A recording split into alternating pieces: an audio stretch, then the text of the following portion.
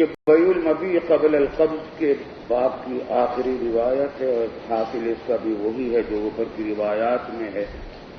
اب ایک بات باقی رہ گئی ہے اس مسئلے سے متعلق، اور وہ یہ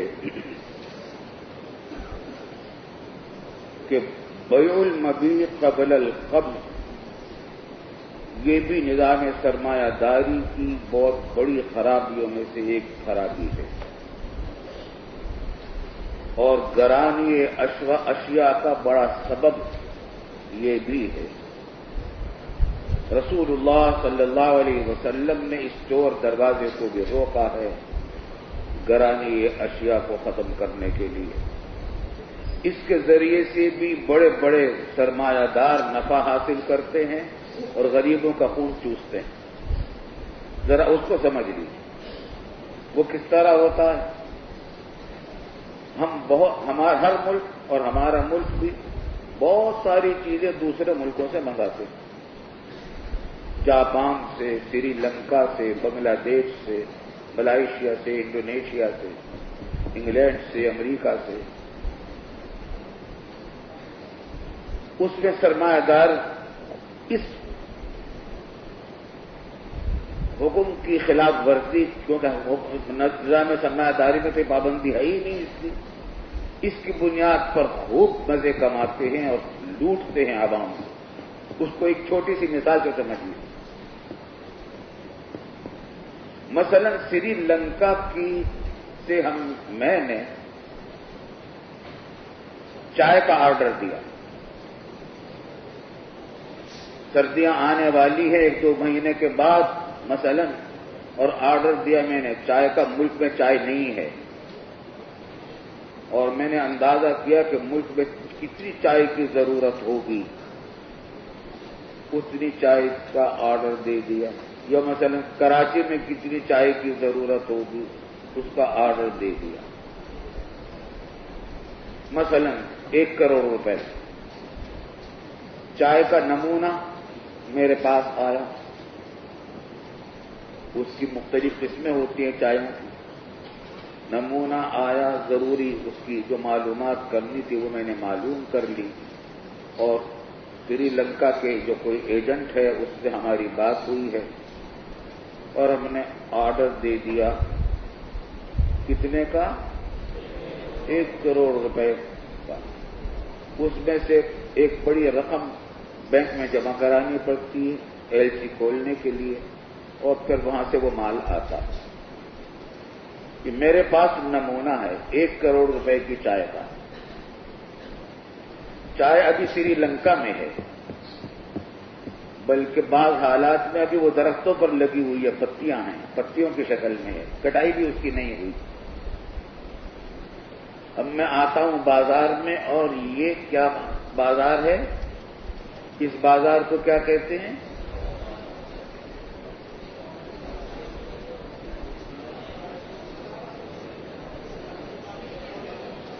کوئی ایک بات بتاؤ نا، ہمارے ذہن سے انگریزی نام نکل رہا ہے اس وقت۔ ایک آدمی اسٹاک ایکسچینج، اسٹاک ایکسچینج ہے مثلا۔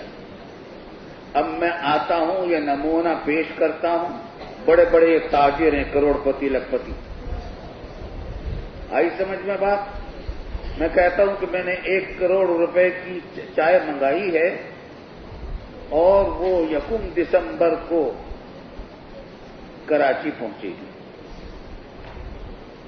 کون خریدتا ہے اس کو چائے؟ کہتا ہے میں خریدتا ہوں بولی، اب بولی لگ رہی ہے، لگا کہ 1 کروڑ 10 لاکھ میں 10 لاکھ میں نے کما لیے اس کے اوپر۔ اب وہ کہتا ہے مجھ سے کون خریدتا ہے؟ اس سے وہ خریدتا ہے 10 لاکھ، 10 لاکھ اس نے کما لیے۔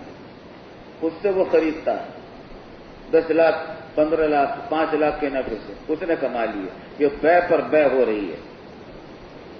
جب یہاں پہنچی تو 2 کروڑ روپے کی ہو گئی وہ چائے، اور پھر وہاں سے چلی یوں، اور یہاں پہنچی تو 3 کروڑ روپے کی ہو گئی۔ ابھی چائے سری لنکا میں ہے، اس پر قیمتیں بڑھ رہی ہیں اور نفع کما رہے ہیں لکھپتی، کروڑ پتی، ارب پتی لوگ۔ آئی سمجھ بات نہیں؟ پھر وہ نومبر میں وہاں سے روانہ ہوئی پانی کے جہاز کے ذریعے سے بے پر بے چل رہی ہے، نفع پر نفع کمایا جا رہا ہے، ہر ایک نفع کما رہا ہے۔ یہاں تک کہ بعض اوقات یہ بھی ہوتا ہے کہ جب منوڑا کے پاس پانی کا جہاز پہنچتا ہے تو وہاں بھی رکوا دیتے ہیں سرمایہ دار، ادھر اور رک جاؤ اور نفع کمانے دو تھوڑا سا۔ خیر وہ آنکھیں اتار لی گئی۔ آخر میں جو سب سے آخر میں جو آئی 5 کروڑ کی مثلاً وہ ہو گئی چائے، تو یہ عابد کے پاس آئی۔ سمجھ میں آ رہی ہے نا بات؟ لوٹ پھر کے بھی آ جاتی ہے نا۔ تو 5 کروڑ کی 10 کروڑ روپے کی چائے ہو گئی۔ 1 کروڑ کی چائے کی قیمت کیا ہو گئی؟ 10 کروڑ۔ اب عابد جب 10 کروڑ کی چائے خریدے گا، اس نے تو 10 کروڑ ابھی دیے ہیں نا، میں نے تو پیسے اب 3 مہینے پہلے لگائے تھے، مجھے جلدی چیز کو فروخت کرنے کی، چنانچہ میں فروخت کرتا رہا اور ہر ایک فروخت کرتا رہا۔ اس نے تو ابھی 10 کروڑ روپے لگائے ہیں، اس کو کوئی جلدی فروخت کرنے کی نہیں ہے۔ یہ کیا کرے گا؟ احتکار کرے گا، اس کا گوداموں میں رکھے گا چھپا کر، اور اب انتظار کرے گا کہ سردیاں خوب آ جائیں، چائے کی مانگ پیدا ہو جائے اور کراچی میں چائے نہ مل رہی ہو۔ اب بڑی مشکل سے دکاندار جائیں گے ان سے خریدنے کے لیے، تو تھوڑی تھوڑی چائے نکالے گا، فروخت کرے گا، اور یہ اس کی جتنی قیمت پر اس نے خریدی تھی 3-4 گنی قیمت پر اس کو فروخت کرے گا، فی کلو کے حساب سے یا کیا حساب سے۔ آئی سمجھ میں بات؟ تو جب چائے چلی تھی تو وہ اس کی قیمت تھی مثلا 100 روپے کلو، اب ہو گئی 2000 کلو روپے قیمت ہو گئی اس چائے کی، اور چائے دکانوں میں فروخت ہونے لگی۔ اب اخبار میں اشتہارات آئیں گے، لیڈروں کے بیانات آئیں گے، بڑی مہنگائی ہو گئی، حکومت نے مہنگائی کر دی ہے، حکومت کے خلاف بیانات آئیں گے۔ اچھا، آج کل سرمایہ داری نظام کا ایک خاصہ یہ بھی ہے کہ سرمایہ داروں کا اور حکومت کا گٹھ جوڑ ہوتا ہے، سرمایہ دار اور حکمرانوں کا گٹھ جوڑ ہوتا ہے۔ ہوتا کیا ہے؟ ایک ہی خاندان کا ایک آدمی اپوزیشن میں ہوتا ہے اور دوسرا آدمی حکومت میں ہوتا ہے، حکمران جماعت میں ہوتا ہے، وہاں قوانین وہاں بنتے ہیں، سمجھے نہیں بات کو؟ کسٹم ڈیوٹی وغیرہ اور ٹیکس کے قوانین وغیرہ یہ سب وہاں بنتے ہیں۔ تو خیر، اور پولیس پر بھی ان کا قبضہ ہے، پولیس ان کے خلاف کچھ کر نہیں سکتی۔ اب بیچارہ کے مارکیٹ کا تاجر بڑی مشکل سے جا کر عابد سے تھوڑی سی 5-6 سیر چائے لے کر آتا ہے، اور اس کو چائے ملتی ہے تقریباً 200 روپے کی، 2000 روپے کی کلو۔ یہاں آ کر فروخت کرنا شروع کرتا ہے، اخبار میں بیانات آتے ہیں، چائے مہنگائی ہو گئی، چائے مہنگی ہو گئی، چائے مہنگی ہو گئی۔ حکومت کیا کرتے؟ اچھا بھائی قیمت کو کنٹرول کر دیا، تسعیر کر دی کہ 2000 روپے سے زیادہ پر فروخت کرنے کی اجازت نہیں، 2000 روپے کی 1 کلو، بس اس سے زیادہ نہیں۔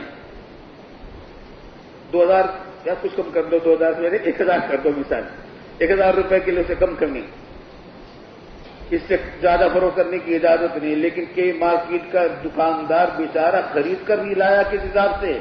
1000 کے حساب سے لایا تھا، 1000 کے حساب سے کیسے فروخت کرے گا؟ وہ آنے جانے کا خرچہ بھی اس نے دیا ہے، دکان کا کرایہ بھی وہ دے رہا ہے، بجلی کا بل بھی وہ ادا کرتا ہے، اور پولیس کا بھتہ بھی وہ دیتا ہے، تنظیموں کا بھتے بھی وہ دیتا رہتا ہے بیچارہ۔ اب وہ 1000 روپے کلو کے حساب سے کیسے فروخت کر سکتا ہے؟ مر جائے گا، بھوکا مر جائے گا اگر وہ کرے گا۔ لیکن حکومت نے پابندی لگا دی، نہیں 1000 سے زیادہ نہیں۔ اچھا، گشتی مجسٹریٹ گھومیں گے پولیس کے ساتھ اور آ کے دکانداروں کو دیکھیں گے اور پکڑیں گے، سمجھے نہیں بات کو؟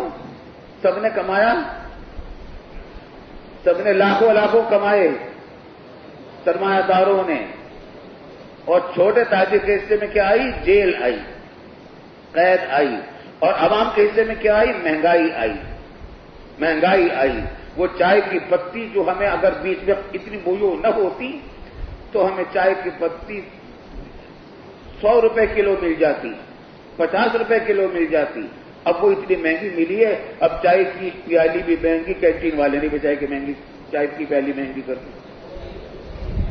یہ نظام آئی سمجھ بات نہیں؟ یہ سرمایہ داری نظام ہے۔ اچھا ہوتا کیا ہے، اس سے لوٹنے والے پتہ نہیں چلتا کون ہے لوٹنے والا۔ عوام سمجھتے ہیں دکاندار لوٹ رہا ہے بیچارہ یا غریب، اس کو گالیاں دیتے ہیں، کینٹین والے کو گالیاں دیتے ہیں، آئی سمجھ بات؟ لیکن لوٹنے والے تو یہ لوگ ہیں سارے کے سارے۔ یہ سرمایہ داری نظام کا ایک چالاکی، یہ یہودیوں کا بنایا ہوا نظام ہے، اس میں اب جگہ جگہ یہی ہے، لوٹتے ہیں سرمایہ دار ارب پتی کھرب پتی عوام کو، اور عوام کو پتہ نہیں چلتا کہ ہمیں کون لوٹ رہا ہے۔ سامنے کے دکانداروں کو وہ سمجھتے ہیں کہ یہ ظالم ہیں اور یہ لوٹ رہے ہیں۔ بات سمجھ میں آئی؟ رسول اللہ صلی اللہ علیہ وسلم نے بیع المبیع قبل القبض کو منع کر دیا۔ نتیجہ کیا ہوگا؟ اگر بیع المبیع قبل القبض ناجائز ہوگی، میں نے 1,00,000 روپے کی یا 1 کروڑ روپے کی جب خریدی تھی، وہ 1 کروڑ روپے میں یہاں پہنچے گی میرے پاس، پانی کے جہاز کا کچھ خرچہ ورچہ ہو جائے گا۔ جب میں نے اس میں 1 کروڑ روپیہ لگا رکھا ہے 6 مہینے پہلے سے، تب تو میری کوشش یہ ہوگی کہ جلدی سے جلدی اس کو فروخت کر کے میں اپنے پیسے نکالوں اس میں سے۔ چنانچہ جتنے کی مجھے لاگت تھی اس پر 10% مثلا نفع لے کر، یا 40% نفع لے کر، یا 50% نفع لے کر میں جلدی سے جلدی اس چائے کو فروخت کروں گا۔ اعلان کر دوں گا اخبارات میں کہ میرے پاس چائے موجود، آ کر لے جاؤ۔ دکاندار آئیں گے، سب دکاندار آ کر لے جائیں گے۔ سستی چائے دکانداروں کو مل جائے گی، آسانی سے مل جائے گی، اور تمہیں چائے کی پیالی سستی مل جائے گی۔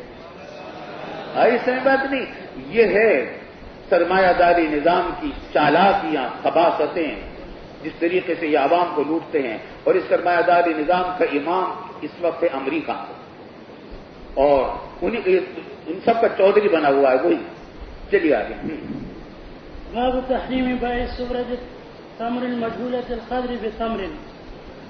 وبه قال حدثني أبو طاهر أحمد بن عمرو بن سرح قال حدثنا ابن وهب قال حدثني ابن جريج أن أبا الزبير أخبره قال سمعت. وہ ہماری جو کتاب ہے اسلامی بعثت کی خصوصیات، اس میں آپ پڑھیں گے تو اس قسم کی چیزیں بہت ساری ملیں گی، آپ کو مثالیں ملیں گی بہت ساری مسائل میں۔ جی قال سمعت جابر بن عبد الله يقول نهى رسول الله صلى الله عليه وسلم عن بيع السبرة من التمر لا يعلم مكيلها بالكيل المسمى من التمر. رسول اللہ صلی اللہ علیہ وسلم نے ممانعت فرما دی تمر کے سمرے کی بیع سے۔ تمر کی ڈھیری، سبرا ڈھیری، اس کی بیع سے منع کر دیا، جس کی مقدار معلوم نہیں ہے۔ لا يعلم مکیلها اور مکیلتها، مقدار کیل معلوم نہیں کتنے سا ہے، بس یہ ہے وہ اس کی جو بیع ہو رہی مجازفتاً ہو رہی ہے۔ بالکیل المسمى من التمر، اور دوسری طرف جو وہ سبرا وہ تمر ہے وہ کیل کی ہوئی ہے، مثلا 10 کلو، تو ادھر کی تمر تو معلوم ہے، اس کی مقدار تو معلوم ہے، اس کی مقدار معلوم نہیں، اس کی بیع سے منع فرما دیا۔ کیوں منع فرما دیا؟ اموال ربویہ میں سے ہے، اور اموال ربویہ میں بیع سواء بسواء ہونی ضروری ہے۔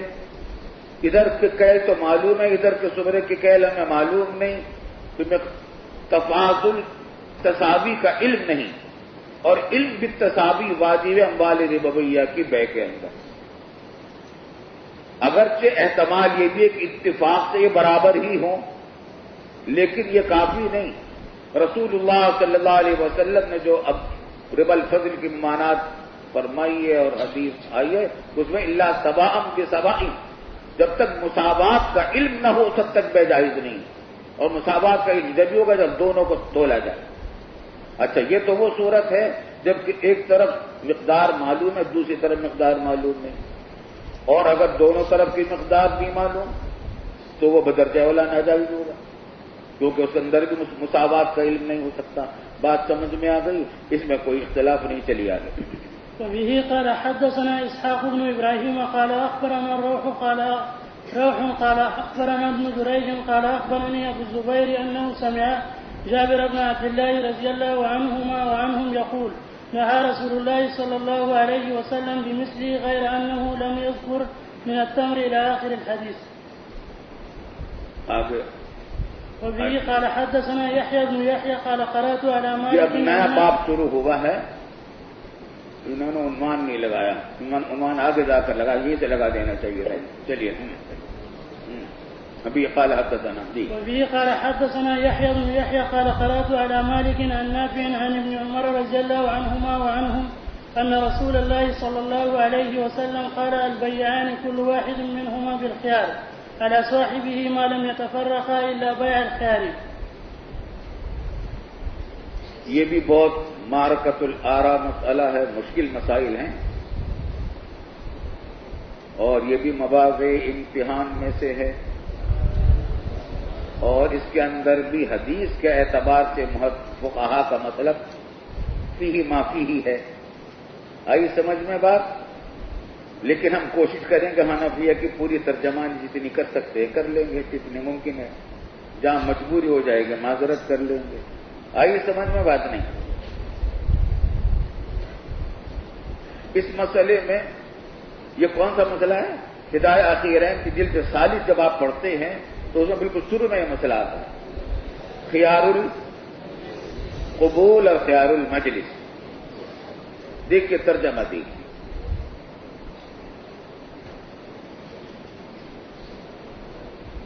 البیعان کل واحد منہما بالخیار. بیعان بیع کا عقد کرنے والے، متبایعان بائع اور مشتری، ان میں سے ہر ایک خیار کے ساتھ ہے، اختیار کے ساتھ ہے، دوسرے کے اوپر اس کو اختیار ہے. ما لم یتفرقا، جب تک یہ متفرق نہ ہو. الا بیع الخیار، البتہ بیع الخیار اگر ہوگی تو پھر مسئلہ دوسرا ہو جائے گا. لفظی ترجمہ تو اب یہ ہوا.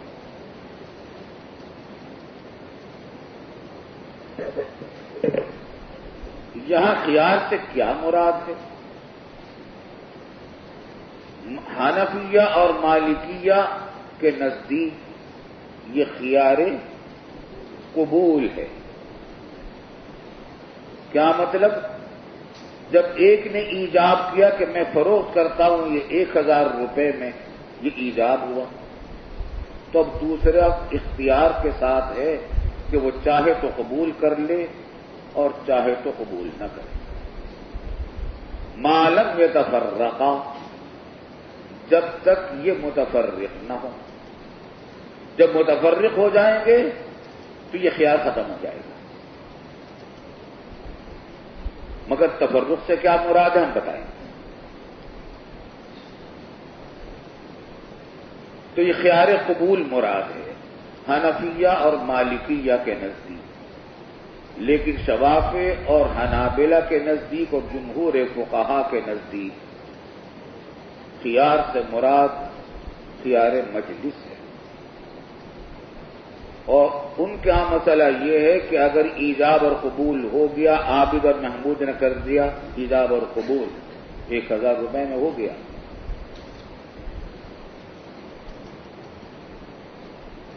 تو حنفیہ کے ہاں مالکیہ کے ہاں تو بیع لازم ہو گئی. اب خیار نہیں رہا بس کرنے کا. ایک باہمی رضامندی سے اگر ہو تو الگ بات ہے، لیکن کسی ایک کو خیار نہیں ہے، خیار قبول. لیکن خیار مجلس ہے ان کے نزدیک، شوافع اور حنابلہ کے نزدیک اور جمہور کے نزدیک خیار مجلس کا مطلب ایجاب ہو گیا، قبول ہو گیا، ابھی مجلس باقی ہے، درس ہو رہا ہے، سبق ہو رہا ہے، تو پھر عابد کہتا ہے کہ نہیں بھائی مجھے واپس کر دو، میں نہیں لیتا. اب محمود انکار نہیں کرتا کیونکہ اس نے خیار مجلس کی بنیاد پر بیع کو فسخ کر دیا ہے. اور اگر محمود کہتا ہے عابد سے کہ بھائی میں نہیں لیتا واپس، تو ٹھیک ہے، اس کو بھی اختیار ہے مجلس برخاست ہونے سے پہلے. ہاں جب مجلس برخاست ہوگی اب خیار ختم ہو گیا، اب بے لازم. بات سمجھ میں آتی ہے؟ سمجھ میں آتی ہے؟ تو مالکیہ اور شوافع اور حنابلہ کے نزدیک یہ خیار مجلس ہے، اور حنفیہ اور مالکیہ کے نزدیک یہ خیار قبول ہے. خیار قبول کو ذرا اچھی طرح سمجھ لیجیے. خیار مجلس تو آسانی سے سمجھ میں آ گیا نا آپ کے، خیار قبول کو اچھی طرح سمجھ لیجیے.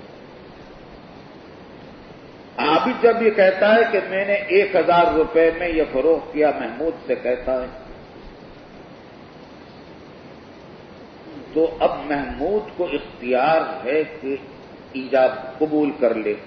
اگر قبول کر لے گا اب اس کا اختیار ختم ہو جائے گا، بے لازم ہو جائے گی. سمجھے نہیں بات کو؟ سمجھ آتی ہے بات؟ اور اگر انکار کر دے گا تو وہ ایجاب ہی ختم ہو جائے گا. اب دوبارہ قبول کرنے کا اختیار نہیں رہے گا اس کو. سمجھ آ رہی ہے بات؟ اس کو سمجھ لیجئے، پھر جب ذرا تفرق کا مطلب سمجھیں گے تو اس سے یہ بات اور واضح ہو جائے گی. معلوم ہے تفرقہ شوافع اور حنابلہ کے نزدیک اور جمہور فقہا کے نزدیک اس تفرق سے مراد کیا ہے؟ تفرق بالابدان، یعنی تبدل مجلس. تو ان کے نزدیک مطلب یہ ہے کہ بے جب ہو جاتی ہے، ایجاب و قبول ہو جاتے ہیں، بے مکمل ہو گئی، مگر تبدل مجلس سے پہلے بائع اور مشتری میں سے ہر ایک کو اختیار ہے فسخ کرنے کا، اس بے کو فسخ کر سکتا ہے. معلوم ہے تفرقہ اے معلوم ہے تبدل المجلس. جسمانی طور پر جب تک یہ الگ الگ نہیں ہوئے، یعنی مجلس تبدیل نہیں ہوئی. بات سمجھ میں آتی ہے؟ تبدل مجلس ہو گیا تو اب خیار فسخ ختم ہو گیا، بے لازم ہو گئی. سمجھ میں آ گئی بات؟ حنفیہ اور مالکیہ کے نزدیک کیا ہوگا؟ معلوم ہے تفرقہ کا کیا مطلب ہے؟ تفرق بالاقوال مراد ہے. تفرق بالاقوال. تفرق بالاقوال کی دو صورتیں. ایک صورت یہ ہے کہ ایک معنی یہ ہے کہ الفراغ من البیع. تفرق بالاقوال کے کیا معنی؟ الفراغ من البیع من العقد، عقد سے فارغ ہو جانا. عابد نے کہا کہ بیتو، محمود نے کہا اشتریتو، یہ فارغ ہو جائے گا نا بے کے عمل سے، یہ تفرق ہو گیا. فراغت من البیع کا تفرق بالاقبال سے مراد ہے فراغت من البیع، فارغ ہو گئے. ابھی تک بات چیت چل رہی تھی نا، بات چیت ختم ہو گئی، تفرق بالاقبال ہو گیا.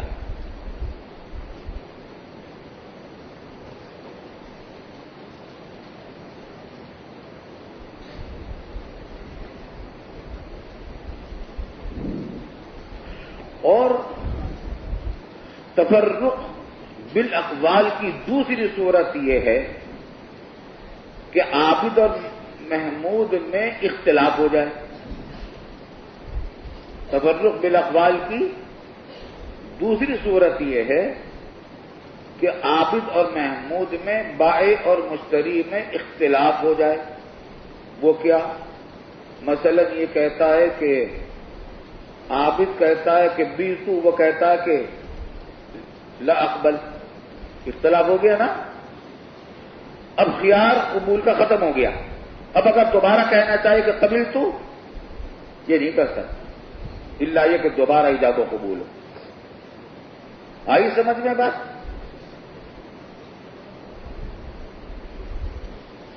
یا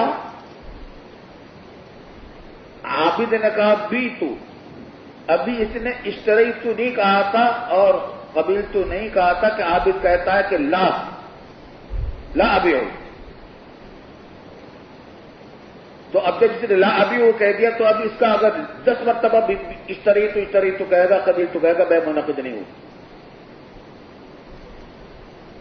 خلاصہ یہ کہ حنفیہ اور مالکیہ کے نزدیک تفرق سے مراد تفرق بالاقوال ہے، اور اس کی دو صورتیں ہیں، ایک یہ کہ فارغ ہو جائیں ایجاب و قبول کے تکلم سے، اور دوسرے یہ کہ ایجاب و قبول کے بارے میں اختلاف ہو جائے۔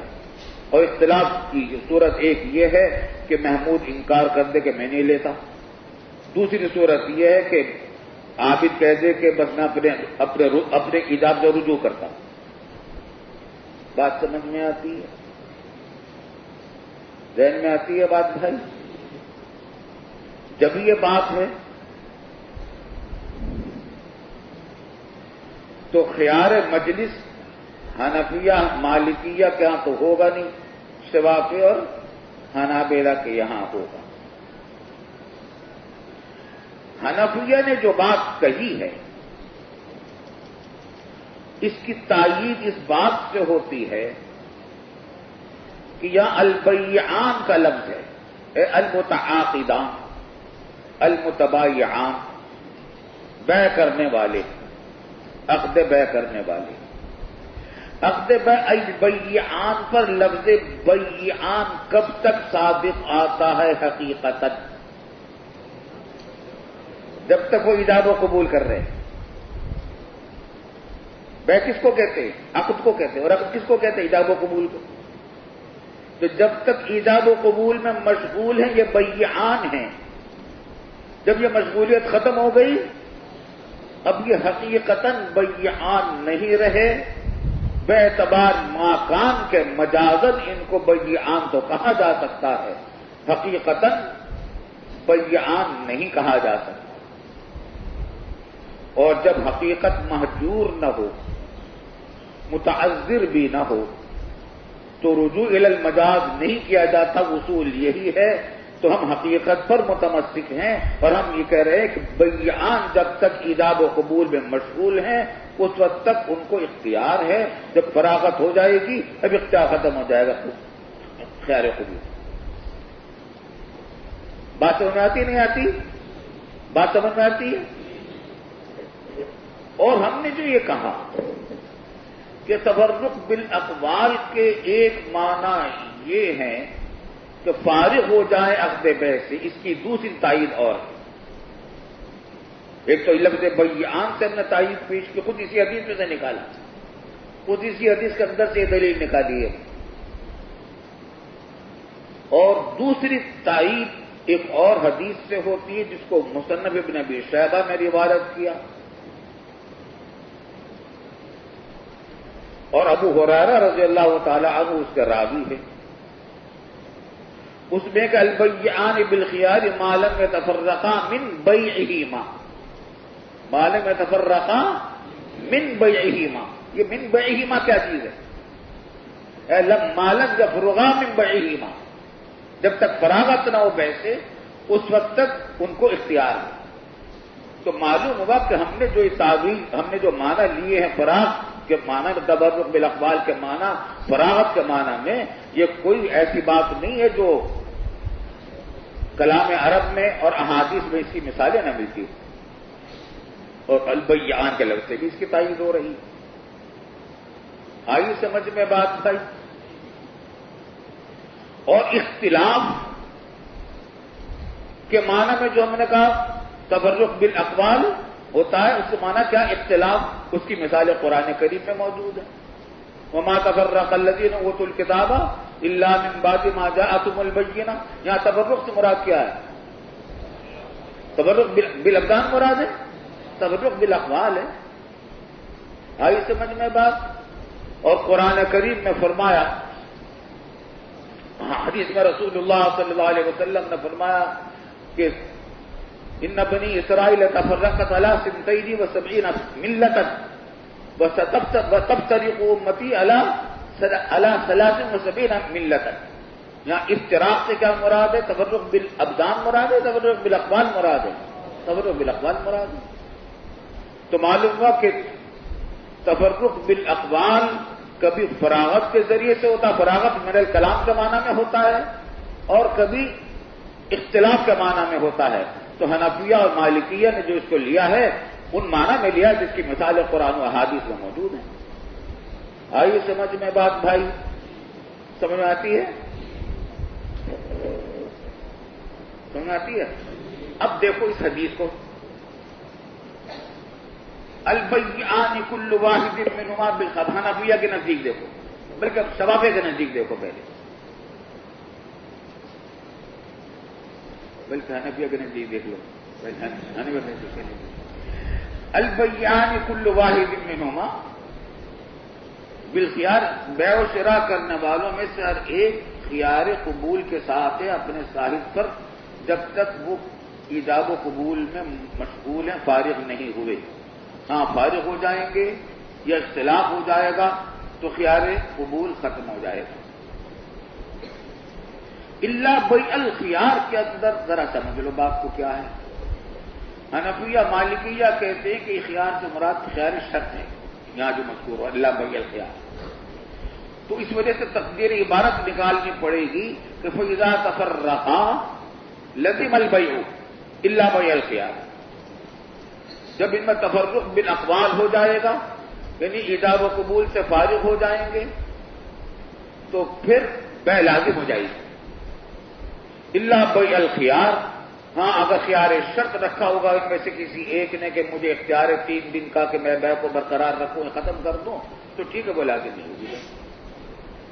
سیدھے سادے معنی ہے نا، بالکل کوئی تکلف تو نہیں ہے اس کے اندر بھائی، ہم نے کوئی گڑبڑ تو نہیں کی۔ حنفیہ کا مسلک اور مالکیہ کا مسلک یہی اسی طریقے سے ہے، لیکن مالکیہ شوافی اور حنابلہ کہتے ہیں کہ یہ خیار شرط نہیں ہے، وہ ایک اور قسم کا خیار ہے جو آگے روایت میں آئے گا، اس کو بیان کریں گے۔ چلیے آگے چلیے۔ وبه قال حدثنا زهير بن حرب ومحمد بن المثنى قال حدثنا يحيى وهو القطان قال وحدثنا أبو بكر بن أبي شيبة قال حدثنا محمد بن بشر قال أخبرنا، ہمارے مصنف میں أخبرنا ہے جی، قال أخبرنا محمد بن بشر قال وحدثنا ابن نمير قال حدثنا أبي كلهم عن عبيد الله عن نافع عن ابن عمر رضي الله عنهما عن النبي صلى الله عليه وسلم قال وحدثني زهير بن حرب وحدثنا ابن المثنى وحدثنا ابن المثنى اچھا چلو یہ پڑھ لو، چلو زہیر بن حرب چلو۔ قال وحدثني زهير بن حرب وعلي بن حجر قال حدثنا إسماعيل قال وحدثنا أبو الربيع وأبو كامل قال حدثنا حماد قال اور قال میں فرق کرو بھائی۔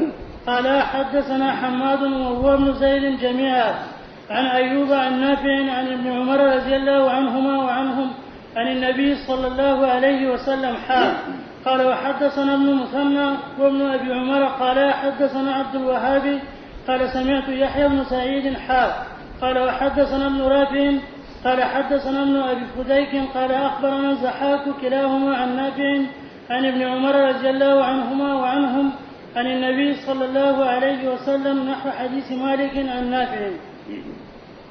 آگے چلیے، ابھی یہ باب ختم ہے، یہ جو نشان لگا رکھا ہے باب کا یہ غلط لگایا ہے، یہاں نشان اوپر لگانا چاہیے تھا ان کو جی۔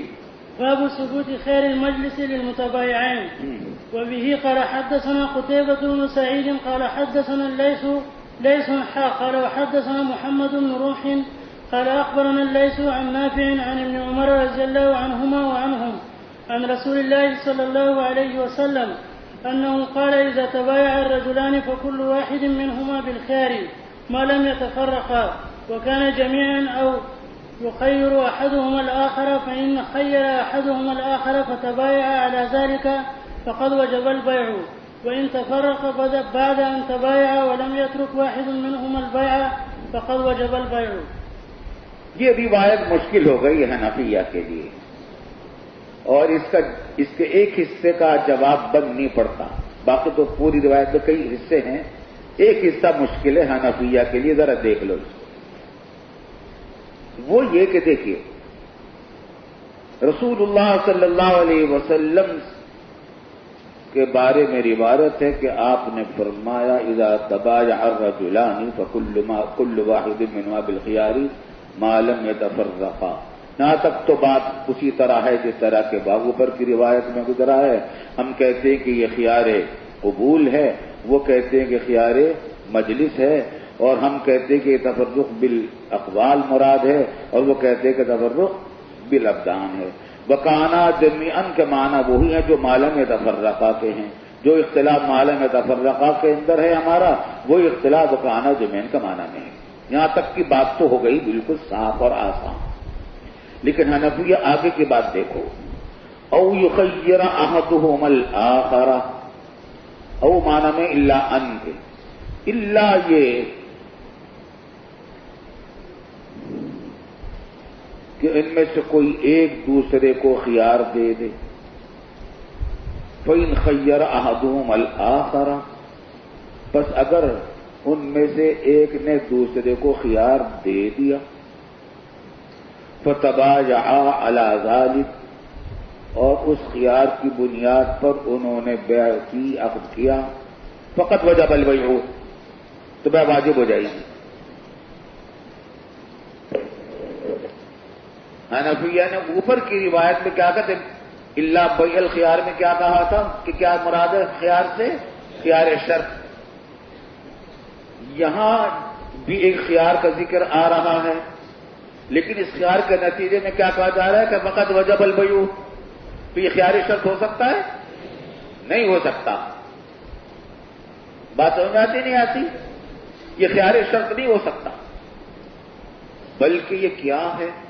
یہ ایک اور قسم کا خیار ہے جس کے قائل ہیں شافعی اور حنابلہ، اور وہ یہ ہے خیار اللزوم۔ خیار اللزوم، خیار اللزوم کا کیا مطلب؟ کہ مجلس کے اندر موجود رہتے ہوئے ہی قبل تبدل المجلس ہی بیع کو لازم کر دینے کا اختیار، سمجھے نہیں؟ وہ حضرات شافعی اور حنابلہ خیار مجلس کے قائل ہیں نا، کہتے ایک صورت ایسی ہے کہ خیار مجلس ختم کیا جا سکتا ہے، وہ اس طریقے سے کہ یہ آپس ہی میں ایک دوسرے کو خیار دے دیں لزوم کا، یعنی اس بات کا اختیار دے دیں کہ تم اگر چاہو، عابد کہے محمود سے کہ اگر تم چاہو تو لزوم میں بیع کو اختیار کر لو، یعنی قبل تبدل مجلس بیع لازم ہو جائے، اور یہ کہتا ہے کہ اخترت اللزوم، اس نے کہا تھا اختر اللزوم، اس نے کہا اخترت اللزوم، تو اب اس صورت میں خیار مجلس ختم ہو گیا، فقط وجب البیع، بیع واجب ہو گئی۔ سمجھ آتی نہیں باتیں؟ اچھا سمجھ آتی ہے بھائی؟ آپ لوگوں کو سمجھ آ رہی ہے؟ فقط وجب البیع کا حاصل سمجھ میں آ رہا ہے؟ تو معلوم ہوا کہ اوپر کا جو بیع الخیار اوپر لکھا ہوا تھا وہ بھی خیار یہی تھا جس کو خیار الشرط تھا، نبی نے وہاں کہہ دیا تھا، مگر وہاں تو کہہ دیا انہوں نے اس لیے کہ وہاں دوسری تفصیل نہیں آئی تھی، یہاں آ کر وہی روایت ابن عمر ہی کی روایت ہے، اس کی تفصیل بیان کر رہے ہیں۔ معلوم ہے کہ وہ خیار الشرط نہیں ہے بلکہ یہ خیار اللزوم ہے، اور خیار اب کیا مطلب ہے کہ خیار مجلس ختم ہو سکتا ہے ایک صورت میں، اور وہ یہ کہ ایک دوسرے کو خیار دے دے لزوم کا، اور وہ لزوم کو اختیار کر لے تو خیار مجلس ختم ہو جاتا ہے۔ آئی سمجھ بات نہیں؟ تو حنفیہ نے جو الا بیع الخیار کہہ کر اپنی جان چھڑائی تھی کہ خیار شرط مراد ہے، وہ تعویل ٹوٹ گئی آ کر یہاں۔ بات سمجھ میں آتی نہیں آتی؟ ارے سمجھ میں آ رہی ہے؟ وَإِن تَفَرَّقَا بَعْدَ أَن تَبَايَعَا، اور اگر وہ متفرق ہوئے بیع کو مکمل کرنے کے بعد، اور ان میں سے کسی نے بھی بیع کو ترک نہیں کیا، یعنی خیار لزوم کو اختیار نہیں کیا، ترک نہیں کیا، کیا مطلب؟ خیار لزوم کو اختیار، سمجھ آ رہے نہیں آ رہا؟ تو کیا فقط وجب البیع، تو بیع واجب ہو گئی۔ یہ روایت ایسی ہے کہ شافعی اور حنابلہ کے مذہب بالکل اس کے موافق نظر آتا ہے، اور حنفیہ نے جو تعویل کی تھی وہ آ کر ٹوٹ جاتی ہے یہاں۔ آئی سمجھ میں بات؟ اور باقی سب دلیل اپنی جگہ پر حنفیہ کی، لیکن یہ جو جملہ آ گیا ہے بیچ میں فَإِنْ خَيَّرَ أَحَدُهُمَا الْآخَرَ فَتَبَايَعَ عَلَى ذَلِكَ فَقَدْ وَجَبَ الْبَيْعُ، اس نے بات کو حنفیہ کی کمزور کر دیا ہے. چلیے مان لینا چاہیے، اب کیا کریں، اوکے آگے چلیں.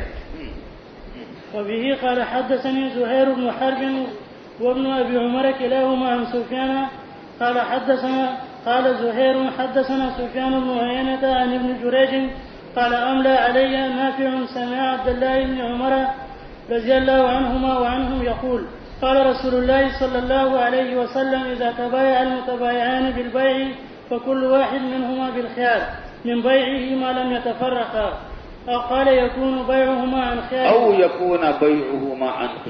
أو يكون بيعهما عن خيار فإذا كان بيعهما عن خيار فقد وجبا.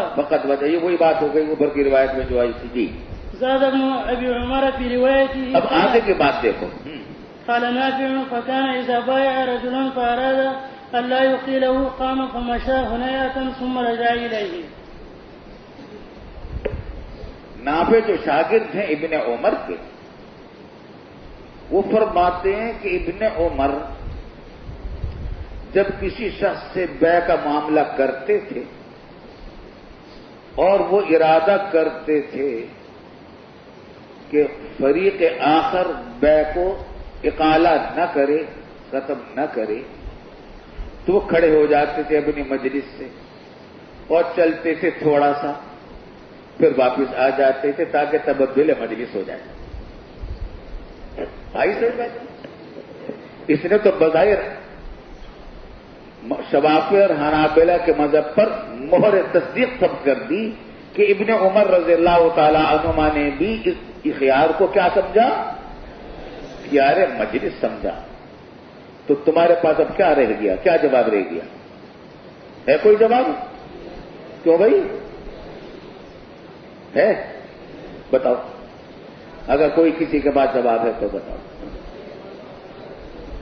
ہاں.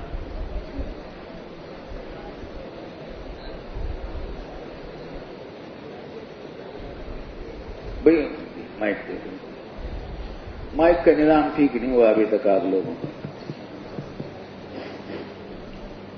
اس کا تعلق معاشرت کے ساتھ ہے، اس کا تعلق معاشرت کے ساتھ ہے، اور اس کا مطلب یہ ہے کہ ابھی ابھی بیع ہوئی ہے اور ہو سکتا ہے وہ اپنی بیع پر نازم ہو تو دیانتاً اسے بیع فسخ کر لینا چاہیے، اور قضاءً یہ لازم نہیں ہوگا اس پر، اور نہ ہی شرعاً لازم ہوگا. دیانتاً اس پر ایک دلیل کیا ہے اس حدیث میں، اس واقعے میں، اس روایت میں کوئی دلیل ہے اس کی؟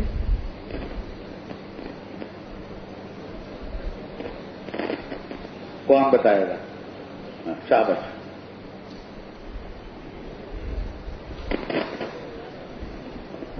بخاری میں پڑھی ہوگی یہ بات، ہے نا؟ ہاں. امام بخاری رحمۃ اللہ علیہ نے حضرت ابن عمر رضی اللہ تعالیٰ عنہ کی تعلیق نقل کی ہے کہ ما ادرکت الصفقۃ حیا مجموعا فهو من المبتاع.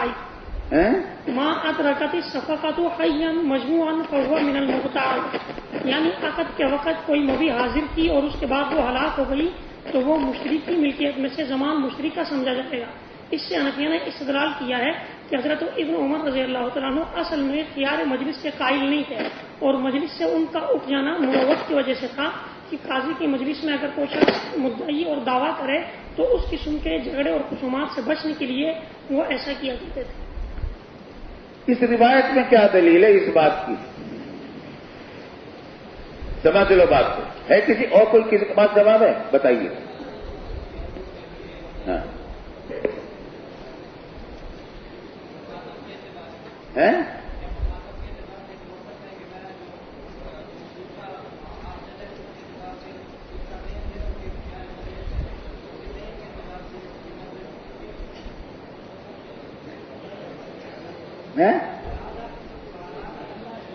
ہاں ہاں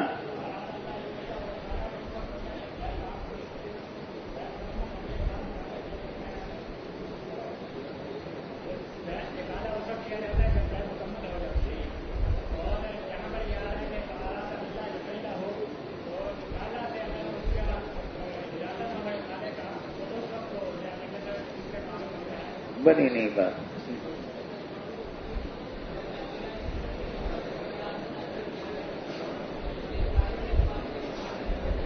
بھئی مائک وغیرہ سب ختم ہو گئے, سارے مائک ختم ہو گئے.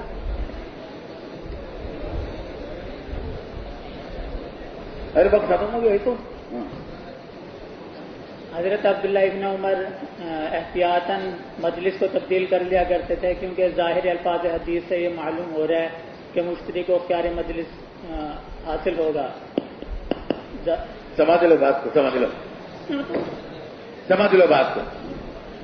شیخ الہند رحمۃ اللہ علیہ نے جواب دیا ہے. یہ اللہ تعالیٰ نے عجیب شیخ الہند رحمۃ اللہ علیہ کو کمال عطا فرمایا کہ احادیث کی توجیہ ایسی فرماتے تھے کہ آدمی کے دل میں اتر جائے. یہ جو باتیں آپ لوگ کر رہے ہیں یہ ہیں مروتن کی باتیں ہیں, ٹھیک ہے, دلیل نہیں ہے. دلیل اس کے لفظ کے اندر موجود ہے. فَأَرَادَ أَلَّا يُقِيلَهُ, اقالہ ہوتا ہے باہمی رضامندی سے, یک طرفہ اختیار کی بنیاد پر اقالہ نہیں ہو سکتا. تو عبداللہ بن عمر خیار مجلس سے بچنے کے لیے نہیں کھڑے ہوتے تھے, اقالے سے بچنے کے لیے کھڑے ہوتے تھے. مان لو کہ بے لازم ہو چکی تھی, اب بغیر اقالے کے بے ختم نہیں ہو سکتی تھی, اقالے سے بچنے کے لیے مجلس تبدیل کرتے تھے. ارے سمجھاری نہیں باتیں, اقالہ باہمی رضامندی سے ہوتا ہے, تراضی طرفین کے بغیر اقالہ نہیں ہو سکتا. تو معلوم ہے کہ بے لازم ہو گئی تھی, خیار مجلس باقی نہیں رہا تھا. اب باہمی رضامندی کے بغیر اقالہ ہو نہیں سکتا تھا, تو جب اقالے سے بچنا چاہتے تھے تو وہ مجلس سے تبدیل کر دیتے تھے.